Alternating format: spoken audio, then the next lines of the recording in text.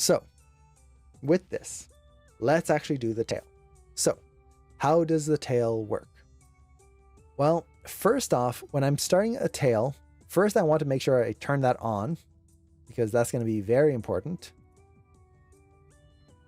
And let's reframe this camera just a little bit so we can fit that tail comfortably in here.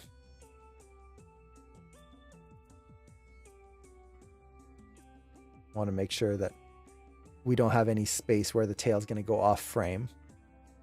And before I even start animating it, what I'm going to do is I'm going to give the tail a default pose. So this is very important because most creatures are going to have a default way that they hold their tail. And this is going to be very important because if we just start with this straight tail and go right into an animation, this would be the same thing as starting a character in a T pose and then having them move into the scene. No, that feels weird. Instead, you have them in a starting pose, a pose that is natural to them, a relaxed pose, a walking pose. They should be doing something. We don't want to just start with this flat tail because that's not natural. So this is up to you. You can go as dynamic or as simple as you want. For me, I'm going to go for kind of a classic squirrel tail, which is kind of this S shape to it. So something like this. There we go. So let's take all of this and set a key. And then I do know I want to end in that pose. So I'm going to just keep this here and go to my last frame. Let's set a key there just so we have that same pose there. And I think I could push the tip of the tail a little further. It's very important to keep in mind that the tail is made out of bone and muscle and fur in this case. And that very tip of the tail right up here is fur. Just like my head ends here and then the top of his hair, the tail ends and then there's a tuft of fur at the end. So this part right here is going to be much lighter than the rest of it. So this really depends on the tail. If it's like a short-haired cat, you're going to have a lot less hair at the end. If it's an alligator, well, there's no hair at the end. So it really just depends.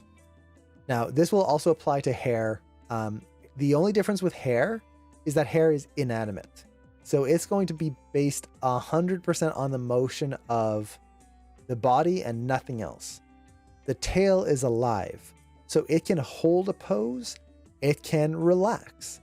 It can move on its own and anticipate an action. A tail is a limb, just like my arm or my leg. And we need to treat it like that. If we're just treating it like hair or cloth, it's just going to feel very strange and it's not going to feel like a tail. So we've got this here. At this stage, I could start animating the actual controls of the tail and going through the shot.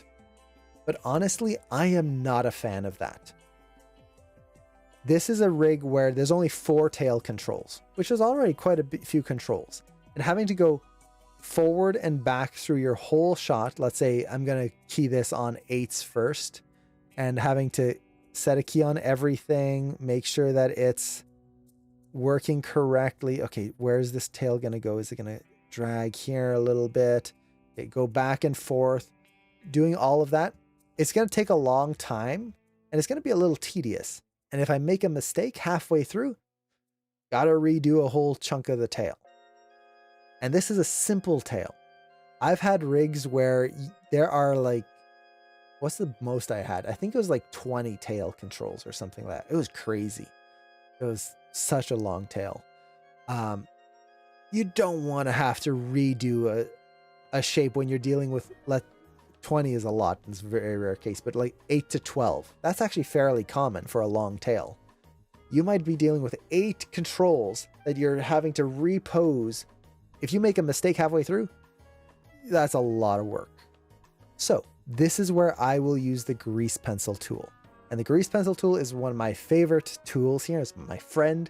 As long as it works and it doesn't crash Maya, whenever you're using it, it's a good idea to save first because it is crash happy. I will admit that. But the grease tool will allow us to draw in Maya. And what I'm going to do here is I'm just going to activate the grease pencil tool. That's this blue button right here. And you can see I can just draw right in my window right here. And what I'm going to do is I'm just going to draw out the tail right here. And now with this in place, I'm going to go forward. In this case, the character is not really moving very much. So let's just go forward 4 frames. And I can just animate where I want that tail to go. So as the character is anticipating down here, let's actually go to when the character is most rotated here. So frame 7. I can just draw what I want that tail to do. So as the character is rocking back, what I would want is the tail to anticipate.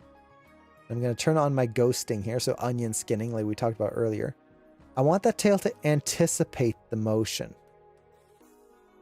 So kind of come in a little bit because it's a limb. It's not just going to flatten out.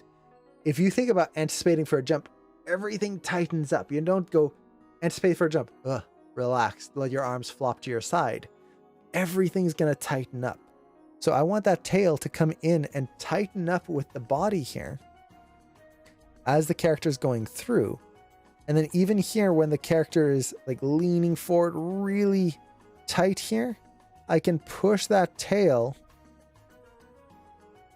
to really tighten up right through here and just give that really nice anticipation. Now, it's also a nice idea when you're using the grease or the grease pencil to open up the tool settings. It just makes it easier to access all the different layers and stuff. You don't have to. They're also up here if you need them, but this is also where you can turn the visibility on and off right there in your layers. So we'll do this right there. So I'm trying to push the lead of this section of the tail, kind of pulling in here. Let's get rid of those extra arrows. Don't need those. So pushing that. And now as the tail comes up and as the character pushes up, we want to have that tail flick down. Now, this is the very first thing that I see students struggle with is they will either animate the tail just super stiff and just doing this the whole way through. And that doesn't feel natural. That feels very boring. Or they're going to go crazy and the tail's going to be doing this on every single jump. Even the tiniest little jump, big tail flip. No, the tail doesn't need to do that. Think of your own arm. Like if I'm going to do a big jump and let's say I've got my arm like this. I'm going to do a big jump. Yeah, my arm is going to have that big swinging motion. But if I hold my arm up, this is essentially the tail. It's muscle and bone and holding a pose. There you go. There's the S shape. If I do a little hop, that's all I need. There you go. That's the motion I'm looking for. Little hop.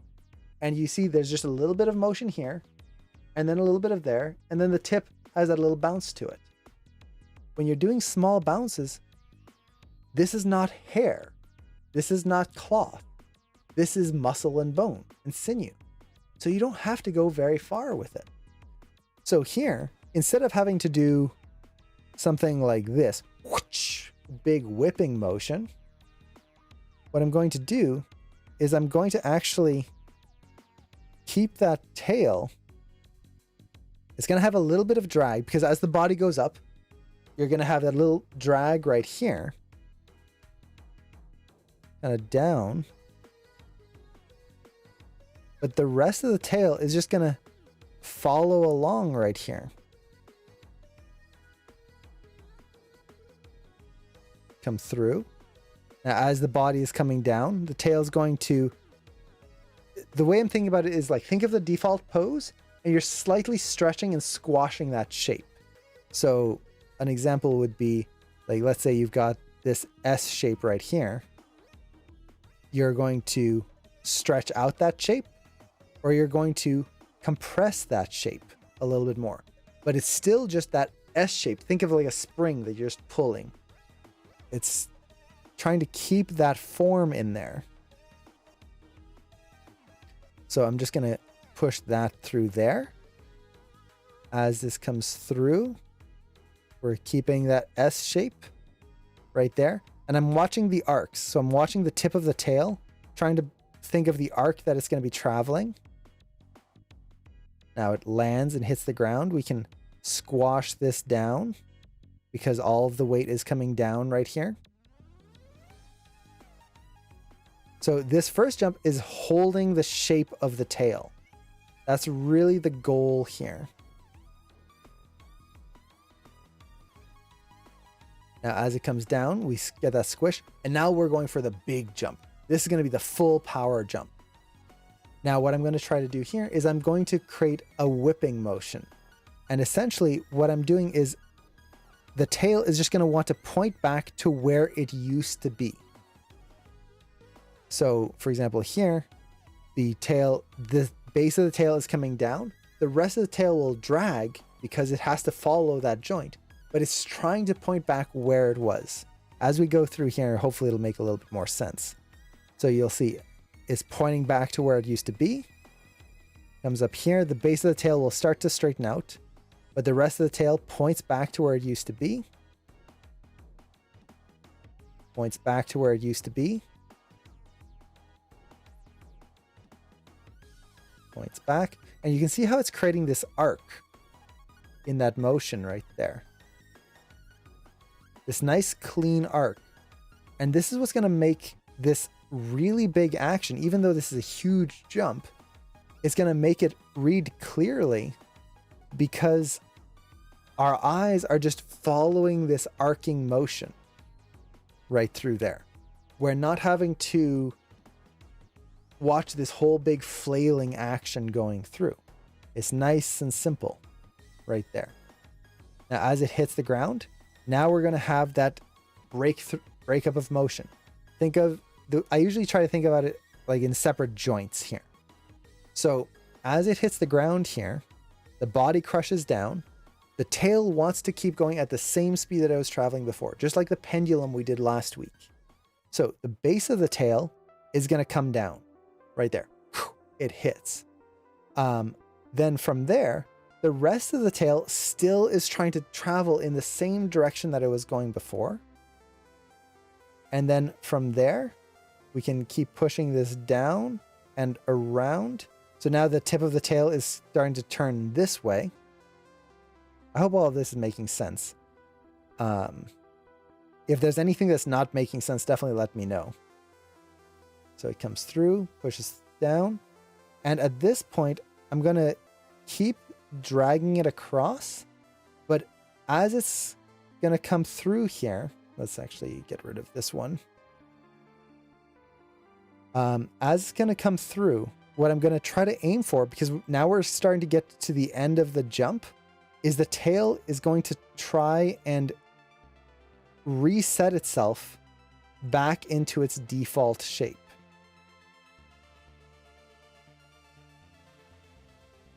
So it's going to start arcing up here, but kind of hitting a little bit more of that S shape, because again, it's muscle and bone. It's not just cloth that's just hanging and draping.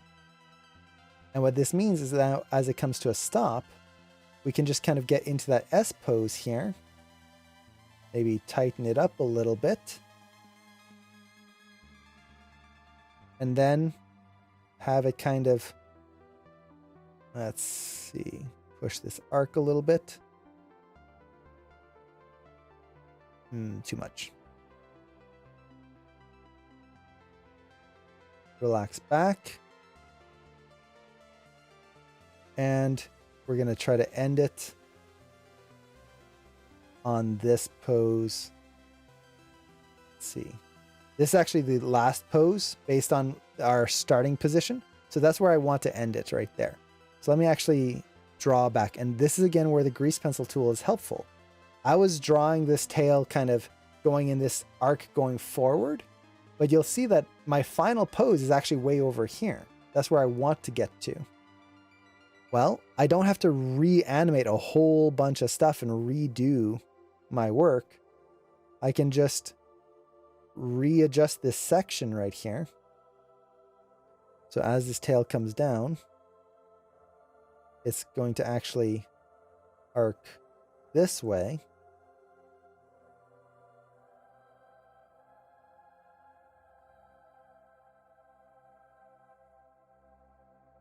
And settle like that. Okay. So let's see how that feels. So this is the beauty of using the grease pencil tool. This took me a few minutes to do. To be fair, I was also explaining and doing a whole bunch of stuff. But now we can just go in here and I'm going to hide my NURBS here. So this is going to hide the character's body. And I can just play through this and see how this feels. So, as I'm looking through this, what am I feeling? Overall, I feel like it's working pretty well. I do feel like right here, this arc feels a little off. See how the tail is arcing forward right there? And then it kind of goes up and back right here. That feels a little odd. So I feel like I'm going to have to bring this back a little bit more so that we don't end up kind of crossing the lines there and losing our arc.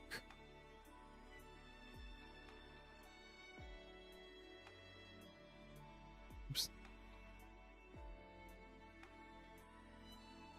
So as it's coming through here, let's make sure that that eases in right there.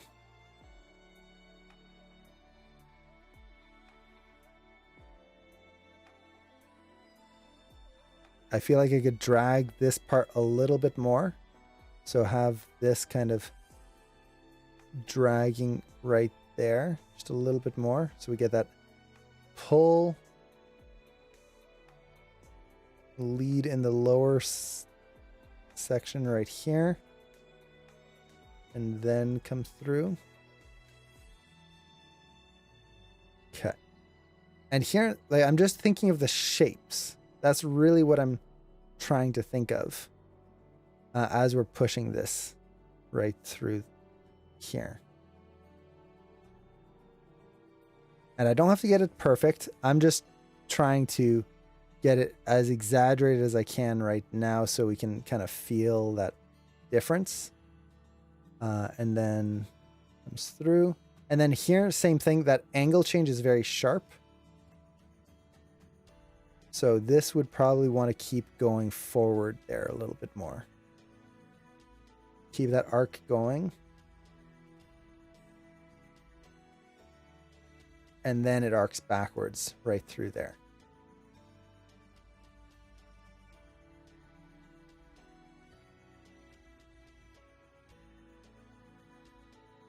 And this, I feel like the tip of the tail is not dragging enough. But you can see how I have that nice control over this. So let's play that. Yeah, that feels better already. So I've got the tail animated, pretty much. Is it perfect? No. Am I gonna have to make changes? Yes. But I have a plan of attack. I'm not just going into 60 frames of animation and hoping for the best. And the nice thing with the grease pencil tool is it's quick. If I make a mistake, I can redo a whole section. If I'm not getting that feeling, hey, try a bunch of different things very, very fast. So I highly recommend this. And this doesn't just apply to a tail. I've used this for like a section where I just don't know how to put a breakdown in my shot. I'll just draw over my character's pose and then draw out where I want that breakdown to be and then just match everything to it. So I highly recommend getting into the habit of using the grease pencil tool as long as it doesn't crash Maya for you. That's the big thing. And let's see, I always wondered for AM squirrel assignment, does the tip of the tail consider loose fur or full joint with bone? I usually consider it fur because if you just look at the tail, So if we turn on the tail back here, look how thick it is. The tail itself, if this was bone and sinew, is not that thick. A tail is like that, but it's not going to be this giant piece of spine and vertebrae. So all of this that we're seeing is fluff. It's fur. If there's that much fur on the sides of it, that must mean that the tip of the tail is just going to be fluff. Unless like it had a buzz cut right at the end of the tail and is just straight there and that's the tip of the tail. No, it's going to be just fluff. So I always consider that and just hair. And kind of it ends right around here. Just as it's thinning out, that would be the tip of the actual tail. Rest is fur. Let's see. I actually think that gives the effect of the animal can actually control and stiffen its own tail. It adds realism in that way. Yes, that is something that you want to get in this shot. Unlike the pendulum, which we animated last week, which is just a pendulum. It's just dead weight. That would be more like hair. This is a tail overlap. This would be the same as an arm overlap. Our arm isn't dead weight unless you slept on it wrong that night and you slap yourself in the face in the morning. It's just going to have control. You're going to be able to control your arm. If I hold it stiff, it's not going to overlap. If I relax, there's going to be much more overlap. Same thing with this tail. You want to choose your moments. Now, how do we animate this? Well, at this point, I'm just going to match my drawings. And this is the power of the grease pencil tool, is now I'm not having to worry about a whole bunch of crazy things. I'm just going to match my drawings. I know that they work. And are they going to be perfect? No, not at all, because I am not very good at drawing consistently. But it gives me a structure to work from that I can just go through and get all of my poses in. So you'll see this one's getting a little bit exaggerated there. Maybe add a little more drag here.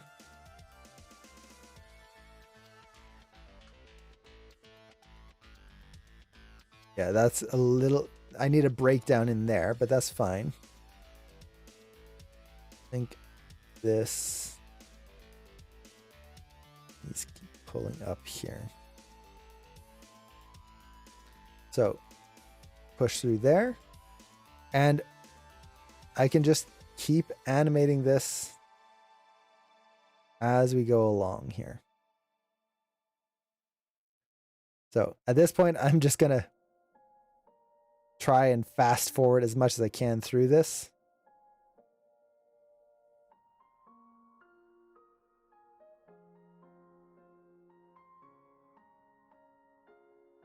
So just wherever I have a drawing, I match what I have there. And it's a little bit of back and forth. That's fine. And you'll see my tail length has totally gone off the rails there. But I don't mind because I'm going for the overall flow of it, not the 100% accuracy.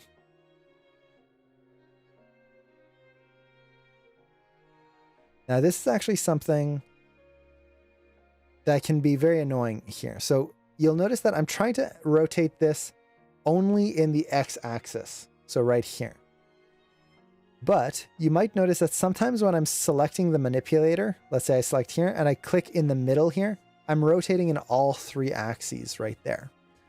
If you find that this is annoying, and especially with something like this where you're on a 2D plane, what you can do is select your rotate tool, go to tool settings, and right in here, turn off free rotate.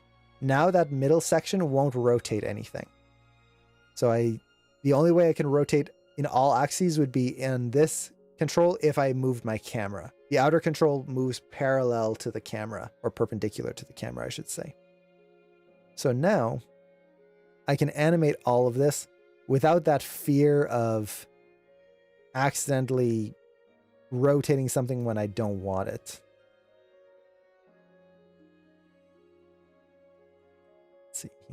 So I'm losing a little bit of mass here as I'm rotating the tail.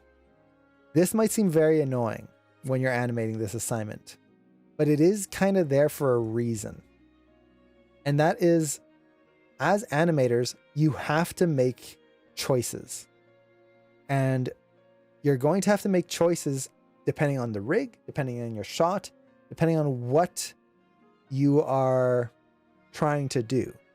And there will be times where the rig will not let you do what you want to do. It just won't. And that happens all the time. I actually had that happen to me yesterday, where I was working on a rig and I just wanted to move the hips. Just the hips.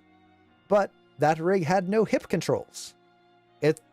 There's no way to just move the hips. You have to move the entire cog, which affects the entire spine, and there's no IK spine. So for that one frame where I needed to just make a slight adjustment to the hips, I had to redo the whole pose with the spine because it didn't have that control that I needed. That happens sometimes. It sucks, but it's part of being an animator. We shouldn't let that stop us from making amazing shots. It'll be frustrating. It really will. But it's something that we have to kind of become accustomed to. And not in the sense of like, oh, learn to suffer kind of thing, which we do as animators. We really, really do, especially on the 12th Maya crash and you forgot to save your scene. Oh, the suffering is real. But it's more that kind of like what I was talking about with the body, and we have to place something where we want it to be. There will be times where you're trying to animate something and the best thing you can do is just put it where you want it to be. And that's it. As simple as that. It sucks. It's going to take a while, but that's the solution. We don't want that to be our everyday, because then animation is going to be a nightmare where you're going to go gray very early. But we don't have to avoid it and what's the right word I'm looking for? Be afraid of it or feel like we're doing something wrong all the time when that happens. So you'll notice I'm scrubbing through back and forth as well. I'm just watching my arcs visually. Like right here, I see the tip of the tail is coming in a little too much right there. So I'm just visually tracking my arcs as I'm going through, making sure that even though I'm following the drawings, because my tail length was inaccurate, I'm not just getting random poses.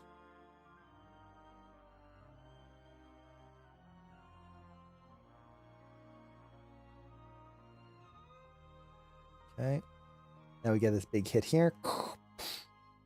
Comes down. This might be a tricky one to get, but we'll see.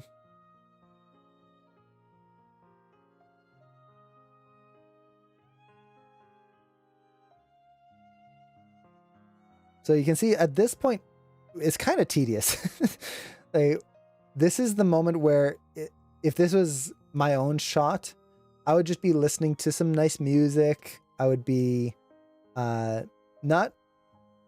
it's not that I'm turning my brain off at this point, but at this point, I'm just focusing on matching my curves and getting these nice arcs and flowing motions. It's not like I am having to think of all the little intricacies and nuances, because honestly, I've already thought of those when I was drawing it out. So at this point, it's really more about understanding what I'm doing, making sure that I'm not like breaking anything, but also just having fun with the process. And that's one of my favorite things, honestly, is when you can just kind of have fun with the process versus fighting the entire process. When you're fighting your animations and having to just struggle to get something to work, and you animate something only to find out, oh shoot, it sucks. And then you have to redo it again and again and again, and it's still not looking right. That tires you out more than anything. And it's very disheartening, honestly. So by using the grease pencil method here, I'm not having to reinvent anything because I know that more than likely it's going to work.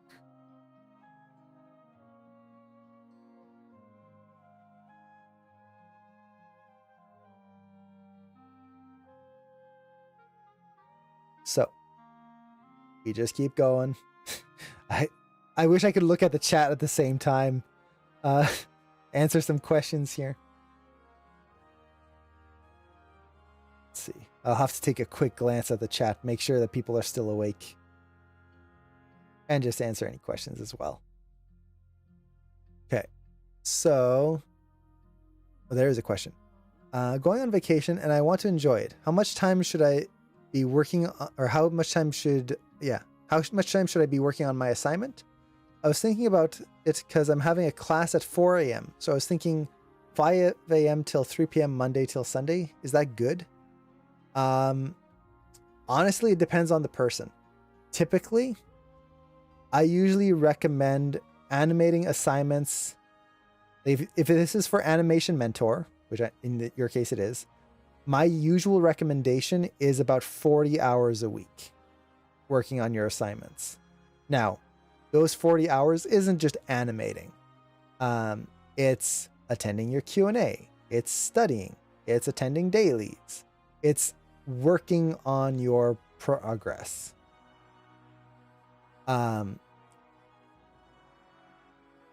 If you feel like you can animate quicker, then you don't really need to put that much time in there. If you need the time, you might need more time. Now, if that's the case, the best thing that you can do is just keep your assignments nice and simple. Don't go for really complex assignments during your term. Try to keep things as simple as possible. So for example, let's say you're doing, in your case, a 2-character acting shot. You pick the shortest line of dialogue you can, and then make sure that the character's acting choices are not super complicated and complex as you're going through there. Because the more complex you go, the more difficult things are going to be. Okay. So we've got our tail in here. So, and actually before I go through there to finish answering your question, it's really, you have to know yourself, know how much you can work. And again, don't be afraid of simplifying something. That way you're not dealing with 2 characters interacting and one carrying the other, a bunch of constraints, all of that stuff. If you're not going to have time to work on it, keep the idea simple. A simple idea that is well executed is much better than a complex idea that doesn't end up going anywhere. So with this, let's look at our grease pencil and turn that off right now. We don't need to see that. And let's just see how broken the tail is. So for anyone who's animated the tail before, you know that usually once you animate the tail and you hit play, it looks pretty bad. So I'm expecting a few areas to break here, but let's see what it feels like overall. Not bad. Overall, that feels pretty darn good. Is it perfect? Oh no, it is not. But nothing is so broken where you look at it and it's like, what the heck kind of monstrosity have I created? And really, the areas that are broken are the areas where I didn't put many keys in. Namely the beginning, where you can see there's that span of frames right here. It just kind of locks in. And then at the end, same thing. We've got very few keys here, and we're letting Maya do too much right there. So at this point, it's just about cleanup. That's really all we're doing here. So for example, at the beginning, what I can do is I'm going to add a little bit of a moving hold. So before the tail starts to come through here, I'm just going to have it ease a little bit more right through there. Now, the way I did this is I took frame 2. So you can see frame 2, it barely moves. Right there. See how the whole tail just has a tiny little motion? I'm going to take that, middle mouse drag to frame 4 and set a key. So essentially that distance from frame 1 to 2 is now going to be from frame 1 to 4. So there's going to be a tiny little bit of a moving hold right in here, and make sure I do it for all the controls. That'll help. So let's get rid of that again, do the same thing. So now I just have this subtle moving hold right in here that then transitions into this next move right there. Now from here, the whole tail just kind of freezes from frame 7 to 11. So what I need to do here is just clean up my arcs a little bit. And part of that is just going to be adjusting some curves right through here. Push that tail in a little bit. Like that. Okay, so it's coming through. Right through here. Now I could fix all of this here. Let's actually do that. So first off, let's fix this section from frame 1 to 4 right there. What's happening right here? Why is it feeling weird? Well, everything is moving at the exact same time. Let's zoom in.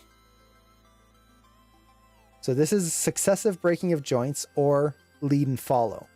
Right now, you see how everything moves exactly at the exact same time together. It's all moving in. To make this more realistic and more interesting, what I want to do is I want to keep the tip of the tail kind of in place a little bit. So something like that. I could even reverse it slightly. So now as the base of the tail comes up this way, the tip of the tail is going back the other way. It's going to be very slight right there. But that's going to help break up that action and create that a little bit more of an organic motion right through there.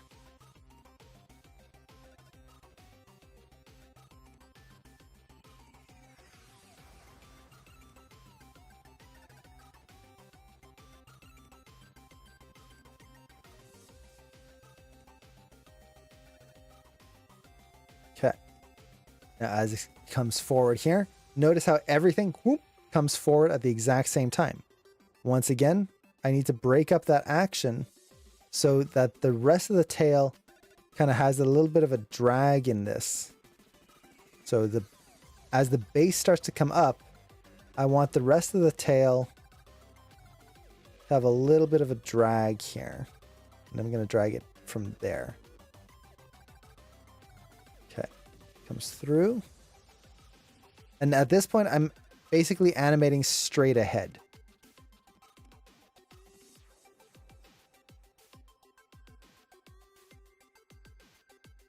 Let's bring this back a little bit more right in there. Now, you can do this all manually if you want. I'm going to show two methods. So I'm going to do this the manual way, which is essentially just putting things where you want it to be. So, for example, right here, I'm just going to make sure I set a whole key. See how the tip of the tail just goes straight down?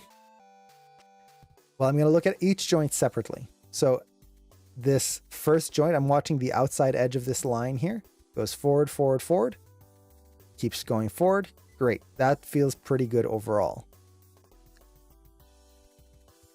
Except for it has a kind of weird pause right there. So I might bring that back a little bit right in there. So that just eases right through. Okay. Now if I look at the base of the tail here, this edge, that feels pretty good. I think right here we're getting a little too much drag, and then we can push it here. Okay. And now the tip of the tail is coming through, and then it just has this weird little blink, flick upwards for no reason. Why would it be doing that? So I would drag it down here, something more like that. So now we get that feeling of drag as it's coming through. And it's tedious. This is a little annoying. Now, how do you make it go a little faster? Animate it on 2s first, instead of going every frame. So from here, we're fixing frame 7 to 11 right here. So what I did was I just set a key on frame 9, and I'm just going to make sure that frame 9 works. So the base of the tail is moving up right here. It stops and then moves down there. Let's keep moving it up here a little bit more. So we keep building up that momentum. And then the same thing with this edge here. So I'm going one at a time. See how it just like slams in here and then stops? Especially if you look at that corner, it just goes straight down. Let's bring this back a little bit. Now, you can look at edges, you can look at all of these elements here. But one of my favorite things, it's not always a surefire thing. It really depends on the rig. But look at your curves, your controls. What I'm trying to do is I'm visually tracking motion and arcs. So I want to make sure that these feel right. And when you look at the tail, you can see how it changes shape a lot. That can be annoying. The same thing happens with arms and legs and whatnot. But look at the corner of this control right here, this control curve. If I watch this corner here, see how it's moving in this nice arc coming through? And then right here, boonk, it just bounces weirdly. See that? If I'm watching the actual controls, that's showing me the actual rotation of the object in this case. And with that, I can just make sure that as it's coming down, we get that nice change of direction here that then comes up. So right there, I can start to clean up my arcs much more easily and quickly.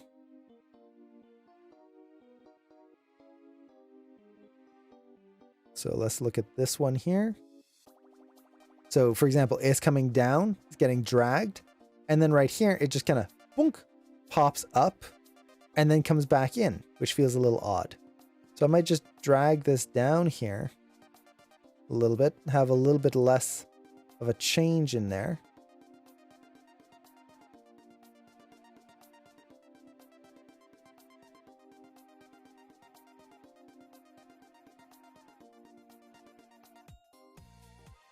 And we're getting a little bit of a bounce in that arc.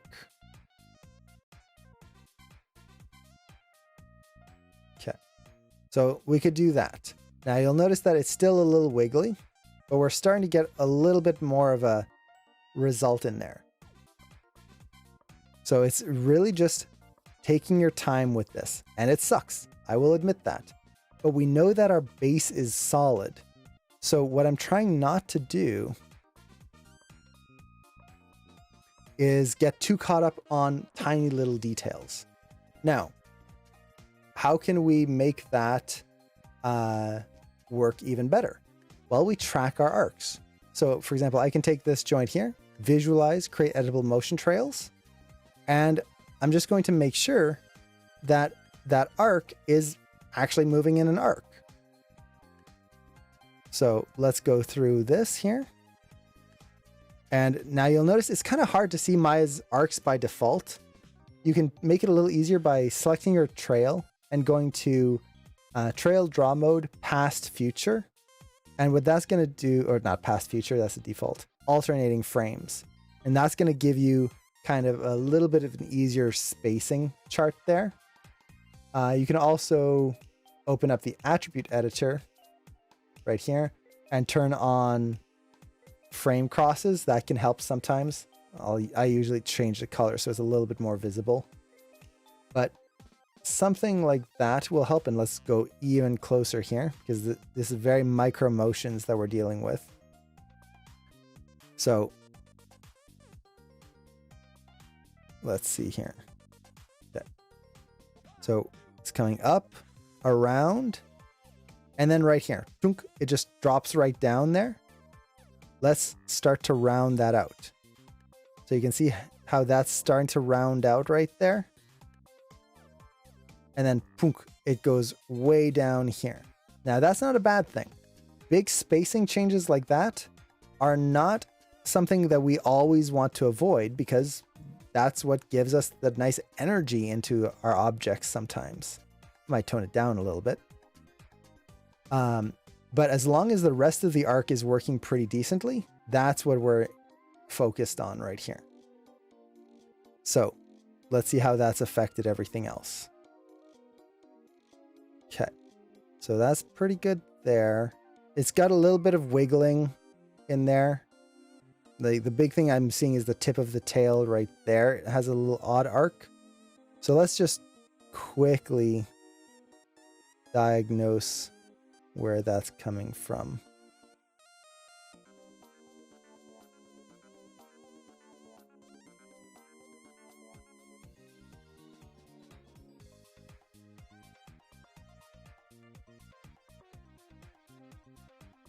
Okay, so that's good. Let's do the next joint. So it's really just tracking arcs and watching. So you can see right there how I'm starting to round out that motion right through there. And then here, there we go. Get that nice round shape to that. And overlap that motion. So as this joint here is starting to go up, this next joint is still dragging back a little bit more. Add some weight in there.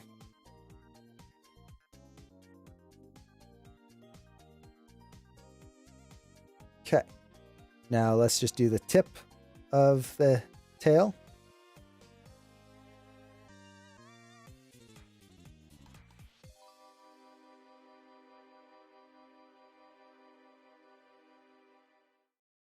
So now I'm just building in some overlapping action, having that tail drag. So this is like the pendulum essentially.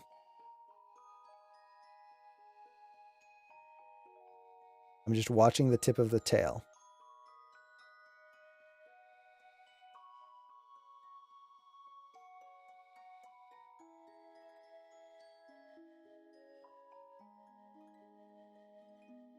And you'll notice that it kind of gets a little tedious as you're going through this, but that's overlap. It's not the worst, but it does take a little bit of time to get it to feel right. Now here, I feel like this joint is starting to straighten up a little too fast. See how it's going back out right there? Right here. So I would want to keep that in a little bit longer. And this is again where we were just lacking some frames. And you can see how that rounded out those arcs quite a bit more there.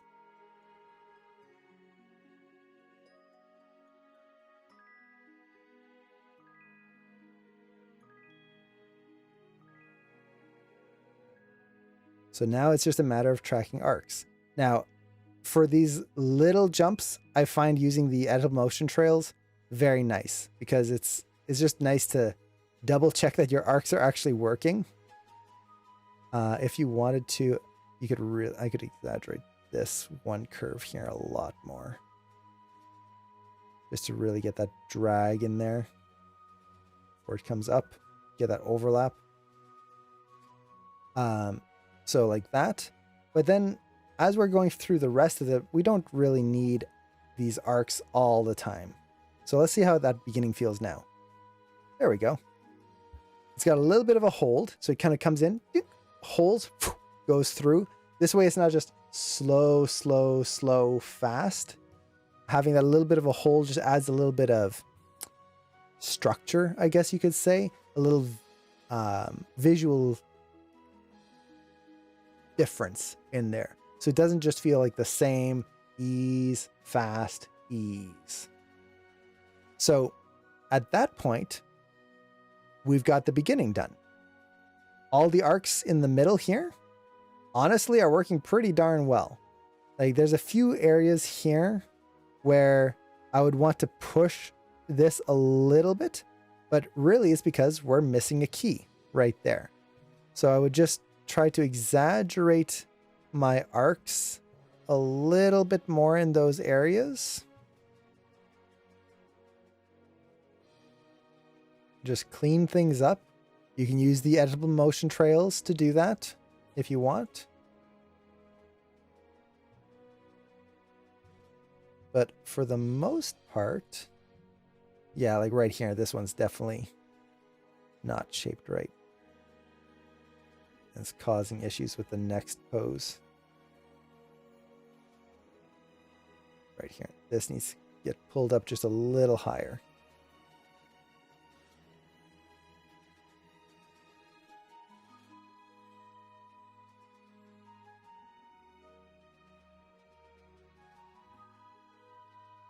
There we go.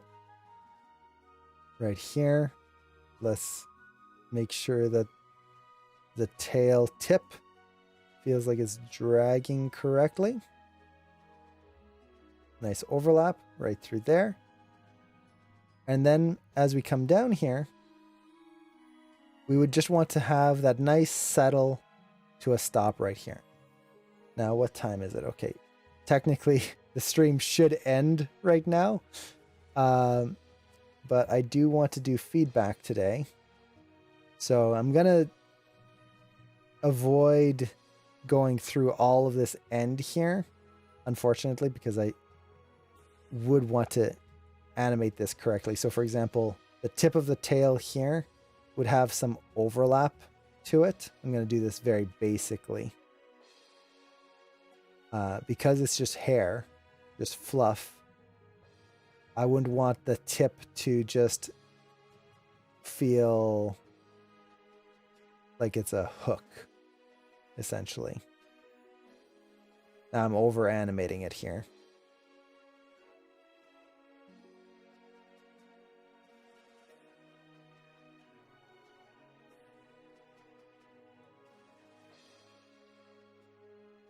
Let's see. Yeah, this is going to be very over animated.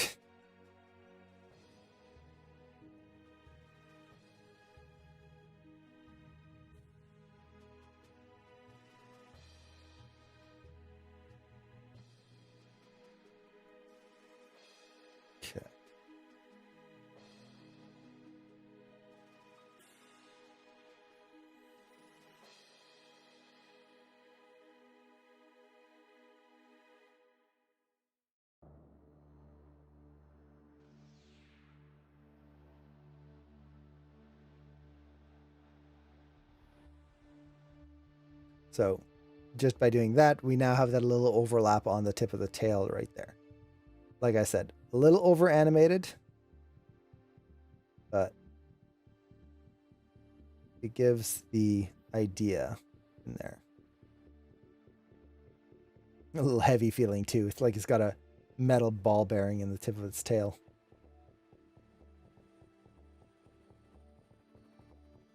There we go. So at this point, all I would need to do is curve cleanup. Going through, adding that extra little polish, cleaning up my arcs, adding a little bit of an offset at the end for the tail. So not having all the different parts of the tail ending at the exact same time or moving at the exact same time from here to here. So that's just adding a few more breakdowns. But aside from that, that's the assignment. That's the tail. So let me put it full screen and we'll just play that through. So there we go. And let me zoom out just a little bit so it's not covered by my screen here.